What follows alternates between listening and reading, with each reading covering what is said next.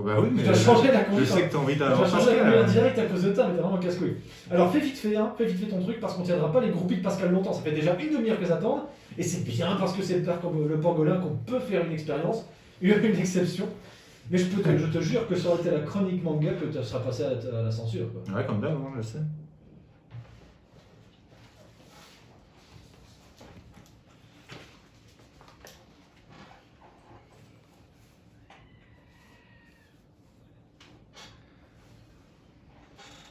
Et donc, après avoir résolu le mystère de Toto aux toilettes devant des millions d'auditeurs, je m'apprête à nouveau à vous raconter une véritable histoire véritablement vraie qui résoudra un des plus grands mystères de l'humanité. Et je ne parle pas du réchauffement climatique parce que ça, c'est évidemment la faute des Chinois, mais bien d'enfin savoir qui a volé l'orange du marchand. Tribunal. Et cette question nous a été posée par la Star Academy et accessoirement par Gilbert Bécaud, sûrement plus tard, qu'il a honteusement plagié. Depuis, le monde entier n'en dort plus. Et ça nous a tous rendus fous au point que les Américains tentent de résoudre le mystère en mettant 4 ans une orange au pouvoir. Et ça, c'est compliqué quand même. Ça suffit la connerie. Ils osent tout. Hein. Ouais, non, mais ça suffit.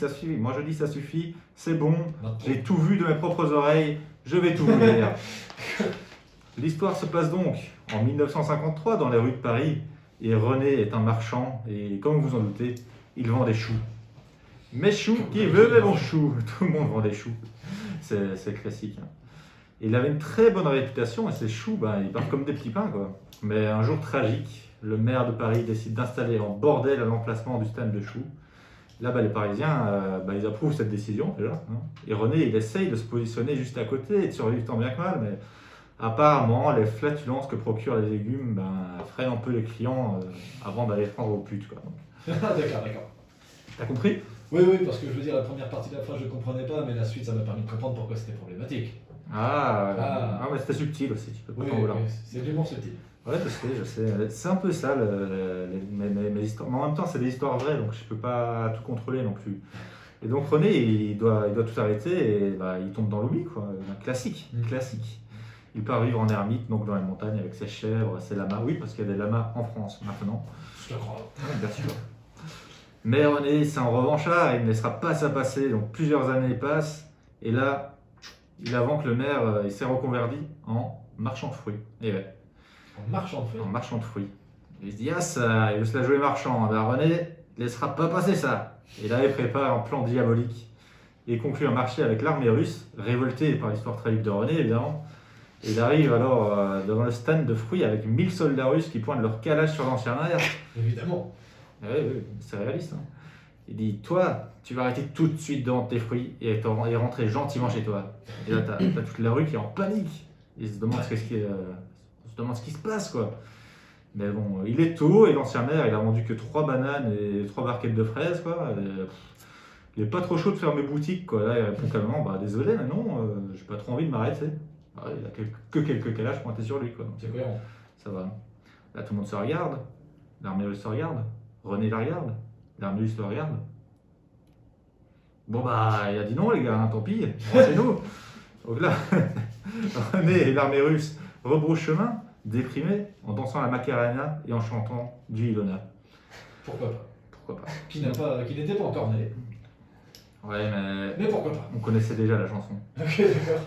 Crois-moi qu'un oiseau, un enfant et une chèvre, c'est un monde parfait.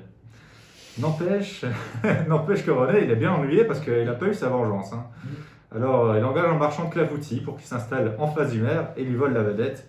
Ça marche plutôt bien, sauf que le marchand de clafoutis, il achète ses fruits chez le maire. Et du coup, ça sert à rien, quoi. Donc, il en peut plus, il est au bout de sa vie, il collabore avec le FBI, les Tortues Ninja, Toto qui sort des toilettes, ma mère, Renaud, Clara Morgan, Jean de La Fontaine et Ismaïl, le maître kebabier de Louvain-la-Neuve. Mais rien n'y fait.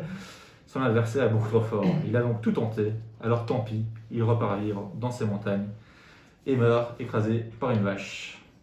C'était une histoire poignante. Je m'assure que ta chronique est terminée. Non, c'est pas. Non, parce que c'est vrai que j'ai oublié un petit truc. Ah oui, parce que j'ai déjà interrompu un chroniqueur la semaine passée, ça s'est mal passé. Mais c'est quoi la suite de l'histoire alors? Non, mon histoire est finie, mais. Putain. Je crois que j'ai pas répondu à la question principale en fait. Ah, c'était quoi? C'était qui a volé l'orange du marchand. Ah oui, du coup. Bon, on sait toujours pas, mais. Ah d'accord, donc tu Mais réponds pas à la question. pourtant, si, je l'ai bien dit pourtant. Parce que. C'était caché dedans. Il s'agit de ma mère en fait. Elle en avait marre en fait de patienter sous prétexte que les soldats russes bloquaient le passage. Donc elle allait chercher son orange. Je vais même vous dire quelque chose qui va tous vous choquer. Non, mais. Si. Elle a volé aussi une pomme et un citron. Mais ça, personne ne le dit. Hein. Non. Ça, personne ne le dit. Non, On retient l'orange, c'est tout. Comme quoi l'histoire retient ce qu'elle veut bien retenir. Elle veut bien revenir. Voilà, les vainqueurs écrivent l'histoire. L'orange a écrit l'histoire, faut croire. Pourtant, le citron, c'est bien meilleur. Voilà. T'aimes bien lancer des débats. On a des emmerdements avec les amateurs d'ananas. Maintenant, tu vas nous lancer des citrons à la gueule. Bah, citron vs orange, vous pouvez réagir sur notre Facebook. Oui, réagissez sur notre Facebook aux questions existentielles de la vie. Plutôt team orange ou team citron? Moi, je suis team citron, évidemment. Ça va de soi. Je t'ai pas demandé ton avis. Alors, on va... Ouais, mais je vote. Ouais, bah, c'était pas président. Hein. Ah, Le président, il est absent depuis quelques semaines parce qu'il y a des choses plus intéressantes Mais comme qu'est-ce qui vraiment... avoir